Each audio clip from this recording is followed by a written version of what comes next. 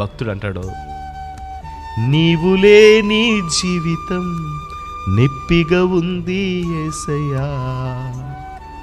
ఒక్క క్షణం లేవంటే ఆ నొప్పి భరించలేము. ప్రభా, నేను ఈ నొప్పిని భరించలేకపోతున్నా. ఆయన మనకు ఒక్క క్షణం అలా మరుగయ్యాడా? మనం ఆ నొప్పిని భరించలేం.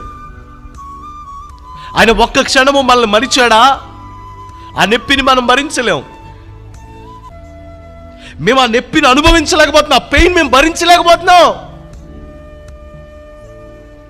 ఆ బాధ మేము పడలేకపోతున్నాం. ప్రభా, ఆశీర్వదించే వాని చేతులు కిందకి దించినప్పుడు అప్పుల పాలైపోతాం. నిత్యము చేతులెత్తి ఆశీర్వదించే దేవుడు